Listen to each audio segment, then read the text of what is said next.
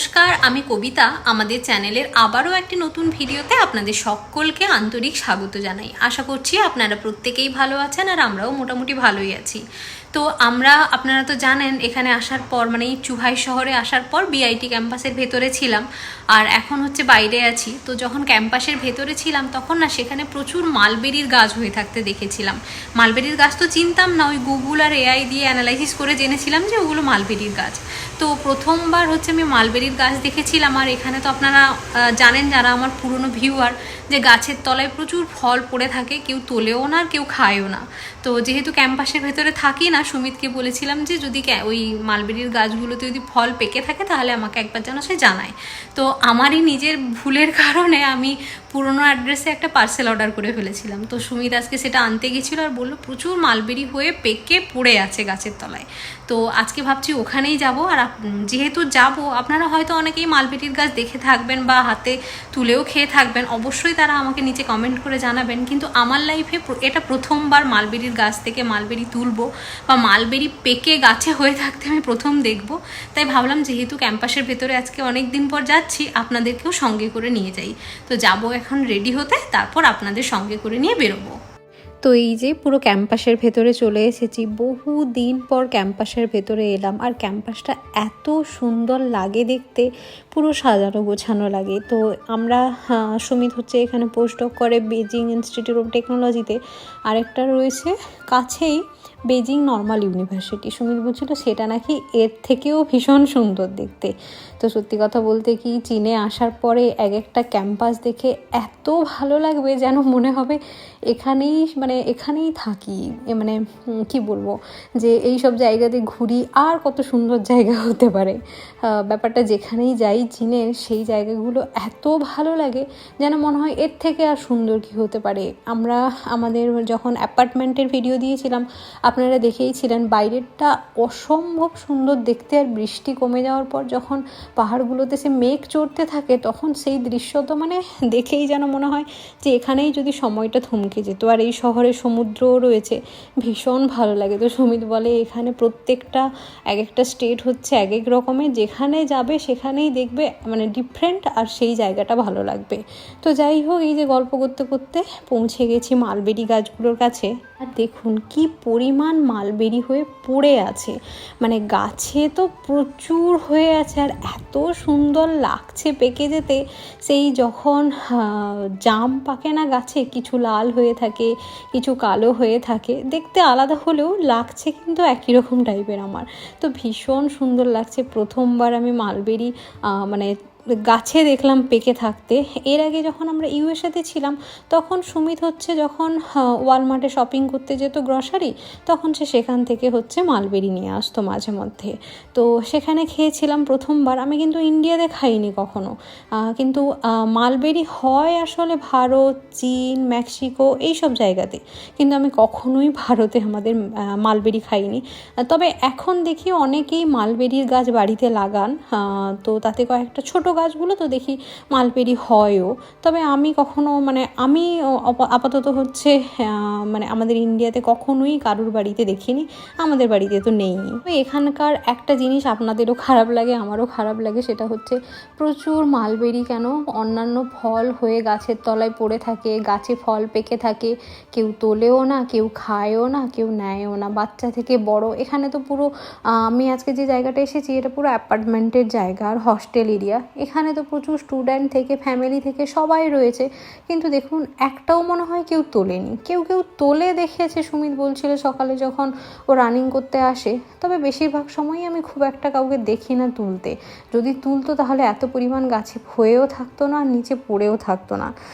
Actually এই ফলটার এত গুণাগুণ আমি যখন দেখি যে এই ফলটাতে প্রচুর তো vitamin C, vitamin K, iron, calcium, antioxidant রয়েছে। সাথে হচ্ছে এই মালবেরি ফল হচ্ছে কোলেস্টেরল কমায়, ওজন নিয়ন্ত্রণ করে, প্রচুরের গুণাগুণ, কিন্তু কি জানি এখানকার লোকজন কেন তোলে না, কেন খায় না। আবার বাজার থেকে তুলে বলছি, মানে বাজার থেকে কিনে কিন্তু এরা খায় না ওরকম নয়, কিন্তু গাছ থেকে পেড়ে কখনো খায় না এরা। তবে চীনে কিন্তু আমি এই জিনিসটা দেখি যে কোথাও থেকে কেউ কোনো ফল পেড়ে খায় না, ওরা কিনে খায়।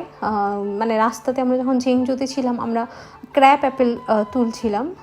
তারপরে হচ্ছে আমরা মাঝে মধ্যে যখন পার্কে বেড়াতে যেতাম তখন হচ্ছে ওয়ার্কারদের জিজ্ঞাসা করে আমরা বেদানা পেড়ে মানে পারতাম। কিন্তু বেশিরভাগ লোকজনই কিন্তু মানে এখানে তুলে কেউ খায়ও না, আর হচ্ছে কেউ তোলেও না। তো যাই হোক, যে দেশ যেমন, আমাদের দেশে যদি এইগুলো হয়ে থাকতো তাহলে গাছে ফল থাকা তো দূরের কথা, পাতাও থাকতো না, সব তুলে খেয়ে নিত। তো এখানে আমি অনেক মালবেরি তুলেছি। দেখুন, মালবেরি তুলতে তুলতে আমার হাতের অবস্থা দেখুন, হাত পুরো একদম লাল হয়ে গেছে। কয়েকটা টুপটুপ করে তুলেও আমি খেয়ে নিয়েছি। দেখলাম পোকা টোকা কোনো কিছু নেই। প্রথমে ভাবলাম কেউ তোলে না, পোকা টোকা আছে কিনা, দেখলাম না, কিছুই নেই। আর গতকাল রাতে না বৃষ্টিও হয়েছিল একটু, তো তার জন্য ভাবলাম ধোয়ারও দরকার নেই, আর গাছ থেকে ফল তুলে খাওয়াই যায়, কি বলেন? তো যাই হোক, বেশ কয়েকটা মালবেরি তুলেছি। আর এই ক্যাম্পাসের ভেতরে প্রচুর, মানে বাইরে আমি কোথাও দেখিনি কিন্তু মালবেরি হয়ে থাকতে অতটা। একটা জায়গায় দেখেছি এক আধটা গাছ আছে, কিন্তু এই ক্যাম্পাসের ভেতরে এই কোয়ার্টারগুলো রয়েছে আর এই হস্টেল এরিয়াটাতে প্রচুর মালবেরির গাছ হয়ে রয়েছে। মানে বিভিন্ন জায়গায় মালবেরির গাছ হয়ে রয়েছে আর প্রচুর মালবেরি হয়ে রয়েছে। তো যাই হোক, প্রথমবার গাছ থেকে মালবেরি তুললাম, এই অনুভূতিটা কিন্তু ভীষণ আমার ভালো লেগেছে। আর বেশ কয়েকটা তুলেওছি ঘরে নিয়ে যাওয়ার জন্য। প্রথমে আমি যখন এই গাছটা দেখি তখন ভেবেছিলাম এটা কোনো হয়তো বুনো ফলের গাছ। তো তারপরে গুগল করে আর এআই দিয়ে অ্যানালাইসিস করে জানলাম যে এটা মালবেরি গাছ। তো এর গুণাগুণ বা সেই সঙ্গে তো লেখা থাকে। তো সেখান থেকে আরেকটা জিনিসও জেনেছিলাম যে এখানে হচ্ছে একটা এই গাছে হচ্ছে একটা পোকা থাকে, বোম্বিক্স মরি, আমার যতটা মনে পড়ছে এই নামে একটা পোকা। আর এর খাদ্য হচ্ছে মালবেরি গাছের পাতা। মালবেরির গাছের পাতা খেয়ে এরা বড়ো হয়ে ওঠে। আর এই পোকা থেকে নাকি সিল্কের সুতো তৈরি হয়। তো চীনে নাকি প্রচুর হচ্ছে এই মালবেরির গাছ রয়েছে, যদিও আমি বিভিন্ন জায়গা ভিজিট করিনি এখনও। তবে এই ক্যাম্পাসের ভেতরেই তো আপনাদেরকে দেখালাম, এইটুকু জায়গার মধ্যে প্রচুর মালবেরির গাছ হয়ে রয়েছে। শুধু মালবেরির গাছ নয়, এই দেখুন আর একটা ফলের গাছ, এর নাম হচ্ছে, এটাও গুগল করে জানলাম, কারণ হচ্ছে আমি এর আগে এই গাছ দেখিনি। এর নাম হচ্ছে পিটাঙ্গা। তো এই ফলটাও দেখলাম, দেখুন গাছের গোড়ায় পড়ে আছে, কিছু ফল পেকে আছে, কিছু ফল সবে ধরছে, আর কিছু ফল হচ্ছে মানে লাল হয়ে আছে, যেগুলো খুব পেকে গেছে সেগুলো কালো হয়ে আছে। তবে সুমিত বলল এই ফলটা নাকি ওর যেখানে ল্যাব সেখানে আরও প্রচুর হয়ে আছে। তো এই ফলটা খেয়ে এক দুটো দেখলাম, আমার খুব একটা ভালো লাগেনি, একটু ঝাঁঝ টাইপের লাগলো। তবে এগুলো নাকি আচার টাচার বানানো যায়, আচার জ্যাম, তো ওইগুলো আমার বানানোর ইচ্ছে নেই। তো যাই হোক, এগুলো কয়েকটা বেশ তুললাম, এগুলো অতটা ভালো লাগেনি বলে অল্প করেই তুলেছি। আর এখানে দেখুন একটা বাচ্চা মেয়ে, এখন প্রায় বিকেলবেলা, ও জলে খেলছে, আর ওর গ্র্যান্ডমাদার ও হচ্ছে দাঁড়িয়ে আছে। তো যাই হোক, ছোটোবেলার কথা একে দেখে খুব মনে পড়ে গেল, আমরাও যখন ছোট ছিলাম কত জল খেলতাম, বা এই গ্রীষ্মকাল হলে পুকুরে স্নান করতাম মাঝে মধ্যে, আর কি মাঠটাই না খেয়েছি ছোটোবেলায়। তো যাই হোক, আর এদিকে হয়ে রয়েছে দেখুন কত কাঁঠাল, তারপরে হচ্ছে কলা গাছ হয়ে রয়েছে, তাতে কলাও হয়ে রয়েছে। আর এখানে দেখুন এই যে পেয়ারা গাছে একটা পেয়ারা হয়ে গেছে, দাঁড়ান একটা পেয়ারা তুলি। এই পেয়ারাগুলো তুলি ঠিক আছে, কিন্তু এখানে না ওষুধ বা কিছু না দেওয়ার জন্য কিনা জানি না, আমাদেরও তো বাড়িতে পেয়ারা গাছে কখনো ওষুধ দিতে দেখিনি, তো অতটা পোকা হয় না, কিন্তু এখানকার পেয়ারা গাছগুলোতে না প্রচুর পোকা হয়ে থাকে। তো একটা তুললাম, বাট ফেলে দিতে হলো, কারণ এর গায়েও একটা পোকা ছিল। আর এই যে দেখুন এখানে হচ্ছে পিচ গাছ হয়ে রয়েছে, ছোট ছোট পিচ ফল হয়ে রয়েছে, তবে পিচ হয়ে রয়েছে।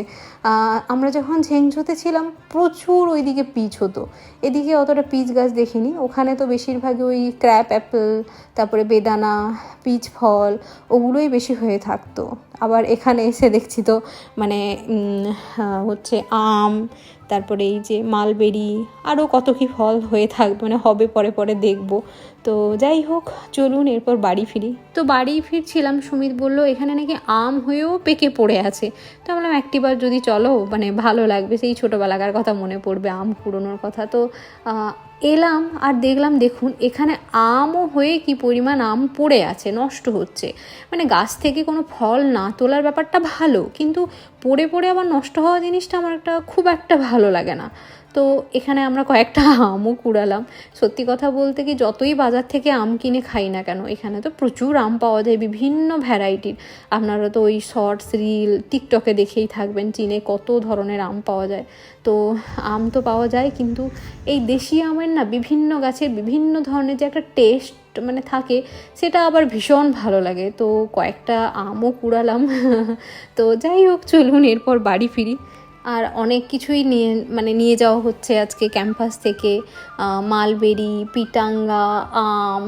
তো পরে পরে যখন আরও বেশি করে আম পাকবে, মানে এখানে এখনও অতটা আম পাকেনি আমি যে সময়টা ভিডিও শ্যুট করছি, তো ধীরে ধীরে যখন আরও আম পাকবে, কত আম হবে কি জানি, তখন সুমিতকে বলবো কয়েকটা আমার জন্য অন্তত নিয়ে যেতে, এরা না খাক। আমরা তো ওই দেশি আম খেতে পছন্দই করি, আমার তো ভীষণ ভালো লাগে। তো যাই হোক, অবশেষে এই যে বাড়ি ফিরে চলে এসেছি। আজকের ব্লগটা কেমন লাগলো আপনারা অবশ্যই নিচে কমেন্ট করে জানাবেন। ভালো লাগলে প্রত্যেকবারের মতো প্লিজ একটা লাইক করে দেবেন। একটা লাইক আপনাদের কাছ থেকে আমি এক্সপেক্ট করতেই পারি। আর আমার চ্যানেলে এরকম নিত্য নতুন ভিডিও দেখার জন্য চ্যানেলটা অবশ্যই সাবস্ক্রাইব করে নোটিফিকেশন বেল অন করে রাখবেন। দেখা হবে পরবর্তীকালে আবারও কোনো নতুন একটা ব্লগে। ততক্ষণের জন্য সকলে আপনারা নিজেদের খেয়াল রাখবেন। আজ তাহলে চলি, এই পর্যন্ত, টাটা।